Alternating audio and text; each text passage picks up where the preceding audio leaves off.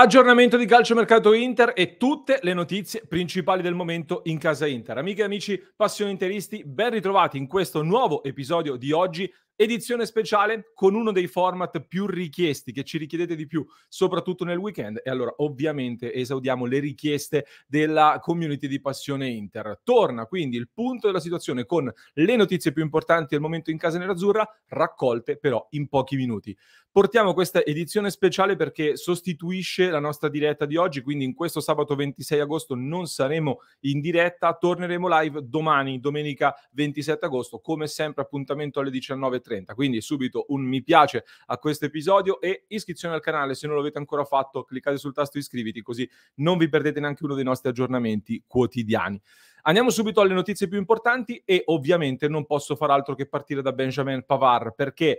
ieri ho pubblicato un aggiornamento completo con il punto della situazione all'interno del quale vi dicevo che ci saremmo aspettati delle novità importanti già nel corso delle ore immediatamente successive e così è stato perché innanzitutto in conferenza stampa ha parlato il tecnico del Bayern Monaco Tuchel, abbiamo analizzato le sue dichiarazioni nell'ultima live delle 19:30, molto velocemente sintetizzo il passaggio principale in cui dice che di fatto se non arriva un sostituto, il Bayern non lascia andare Pavard all'Inter e aveva detto che si aspettava il giocatore regolarmente a disposizione nell'allenamento del pomeriggio. Cosa che però non è accaduta perché Pavard ha saltato l'allenamento per un problema alla schiena sul quale hanno anche piuttosto ironizzato in Germania e questo, diciamo, è stato un ulteriore indizio al quale poi ha fatto seguito soprattutto un nuovo confronto tra Inter e Bayern Monaco. Le parti si sono nuovamente sentite nel tardo pomeriggio. In questo confronto pare che l'Inter abbia avuto, diciamo, ulteriori rassicurazioni sul fatto che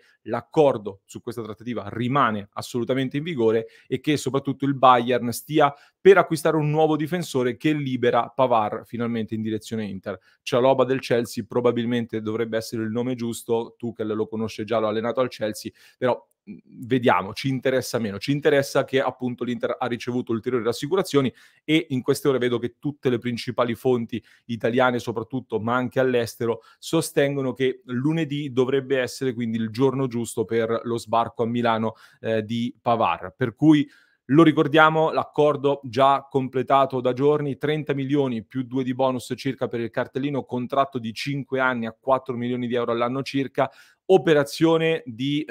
sicuramente molto onerosa, ecco, per un giocatore in scadenza di contratto nel 2024 che quindi avresti potuto bloccare a parametro zero per l'anno prossimo, anche se poi sappiamo che bloccare a parametro zero subentrano tante altre incognite, di sicuro è anche un'operazione in netta controtendenza rispetto al tipo di mercato che fin qui ha condotto l'Inter. Però è un giocatore di spessore internazionale, classe 96, grande esperienza e per quanto io, lo sapete, sia uno dei primissimi sostenitori di Darmian fin dalla prima ora, bisogna ricordare che l'Inter nei fatti deve sostituire Skriniar, un giocatore che è stato importantissimo per la difesa dell'Inter, una difesa dell'Inter che arriva da una stagione con 42 gol subiti in campionato, quindi un difensore importantissimo, per citare Inzaghi, serve. Crescente ottimismo quindi in casa Inter su Pavard, finché non lo vediamo con la maglia nerazzurra ovviamente massima cautela, ma sembra che l'Inter non abbia nemmeno affondato il colpo sul piano B eventuale in questo momento, considerando le ulteriori rassicurazioni che sono state ricevute. Domani, domenica 27, sarà un altro momento decisivo, un altro momento chiave perché si gioca Bayern Monaco-Augsburg e a questo punto diventa importante capire come si comporteranno Tuchel e Pavard, cioè vedremo se sarà convocato, se andrà in panchina o addirittura se giocherà. Contro il Werder Brema è rimasto in panchina, quindi vedremo questi ulteriori sviluppi. Nel frattempo, invece, Correa lo abbiamo visto già con la maglia del Marsiglia. È ufficiale il trasferimento, prestito oneroso per circa 2 milioni di euro, diritto di riscatto dovrebbe essere fissato attorno ai 13. In caso di qualificazione del Marsiglia alla prossima Champions League, il riscatto diventerebbe obbligatorio, ma probabilmente a delle cifre leggermente più basse. L'annuncio del Marsiglia è arrivato nella tarda serata, questo di fatto ha quindi fatto slittare l'annuncio da parte dell'Inter invece dell'arrivo, del ritorno di Alexis Sanchez, che ha già svolto le visite mediche, ha firmato il nuovo contratto che dovrebbe essere di 1 anno a circa 2,5 milioni di euro netti, secondo quello che sta filtrando, senza decreto crescita, quindi guadagnerà di fatto meno della metà di quello che percepiva 1 anno fa al momento dell'addio, con tanto di buona uscita. Visto che la maglia numero 7 ce l'ha Quadrado, è pronto a prendere probabilmente la 70 a quanto pare, a breve scopriremo anche se sarà convocato per Cagliari, anche se arriva da svincolato, non credo che sia in condizione fisica subito ottimale, quindi attenzione, attenzione a Cagliari, perché parliamone un attimo, lunedì sera 20:45, ovviamente seguiremo la partita come sempre qui sul canale di Passione Inter tutti insieme e si giocherà la seconda giornata di campionato contro il Cagliari, che probabilmente è stata una delle neopromosse più interessanti in questa prima giornata di Serie A. Inzaghi recupera Darmian, che quindi ci sarà, Acerbi invece non dovrebbe farcela. È una partita estremamente insidiosa, perché il Cagliari arriva la prima giornata 0-0 contro il Torino, ha messo molto in difficoltà il Torino con una squadra, quando è allenata da Ranieri lo sappiamo, ma questo Cagliari è molto quadrato, quindi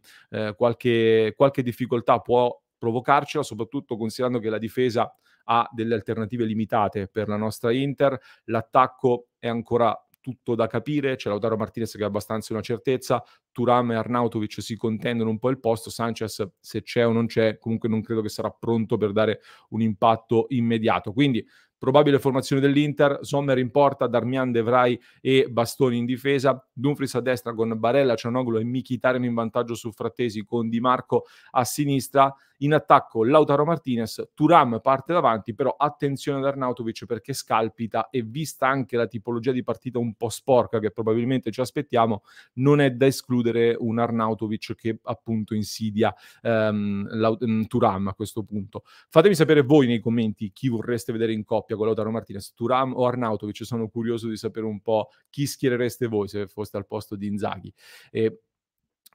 Attenzione però a questa partita, guai a sottovalutarla.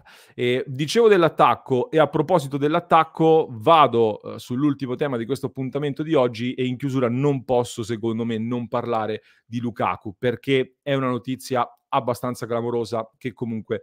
ci riguarda. Sicuramente avete letto e sentito ovunque, Lukaku è vicino al trasferimento alla Roma in prestito con dettagli da definire, dettagli che però ci interessano poco. Ci interessa di più, secondo me, il fatto che alla fine il Chelsea ceda in prestito Lukaku e questo, secondo me, fa molto riflettere perché l'Inter stava ragionando concretamente sulla possibilità di impegnarsi con un investimento economicamente mostruoso per quelli che sono i conti del club oggi e poi alla fine invece il giocatore si muove in prestito dopo tutte le giravolte estive. Secondo punto, la Roma così si rinforza in modo sicuramente importante, a tal punto che mi incuriosisce un po'. Leggo in giro che oggi Mourinho, la Roma è obbligata, anzi Mourinho soprattutto, è obbligato a vincere. Da quello che leggo, invece fosse andato alla Juve, di obbligo vittoria non si è mai parlato e non si parla mai. Chissà perché sulla Juve l'obbligo di vittoria non è contemplato da nessuno. Per me la Roma è obbligata a far bene con Lukaku, questo sì. Lukaku sposta tanto, la porta molto più in alto, secondo me, a livello di ambizioni, soprattutto in Italia, ma intanto sono curioso di vedere come starà fisicamente e quanto tempo impiegherà per tornare ad un livello fisico che lo porta ad essere determinante, soprattutto in campionato. Ma comunque anche con Lukaku, per me, la Roma, poi sbaglierò, non lo so, ma ad oggi la Roma comunque per me non diventa un'insidia da scudetto, una pretendente allo scudetto. Di sicuro diventa una concorrente diretta molto più credibile in zona Champions e questo è sicuramente un problema perché per l'Inter la qualificazione alla Champions League, lo sappiamo, è vitale. Allo stesso tempo tutta l'estate, tutti gli anni lo diciamo, siamo l'Inter e allora ripetiamolo nuovamente, questo è l'Inter e soprattutto se si concretizza Pavard, per me c'è tutto per poter fare la nostra corsa importante senza doversi concentrare troppo sulle altre, che non vuol dire sottovalutarle, ma vuol dire avere consapevolezza di quello che è il materiale che abbiamo a disposizione, di quello che è anche l'allenatore, lo staff e tutto il resto. E è chiaro, come dico da giorni, comunque che tanto del livello delle nostre ambizioni si basa sulle condizioni fisiche, soprattutto degli attaccanti, secondo me. Cioè, Devono star bene Arnautovic e a questo punto Sanchez che è appena arrivato, Thuram deve integrarsi, Lautaro deve continuare nel suo percorso. Con questa rosa, secondo me, ecco, la variabile da tener d'occhio per le ambizioni nerazzurre è soprattutto legata al tema della condizione fisica e degli infortuni. Ma allora questo discorso vale anche per la Roma, con Dybala, Lukaku e tutti gli altri, alcuni hanno già problemi, vale per il Napoli che qualche problema ce l'ha già avuto, vale per la Juve con Chiesa e Vlahovic che pure non sono proprio solidissimi e via via tutto il resto. Quindi fiducia,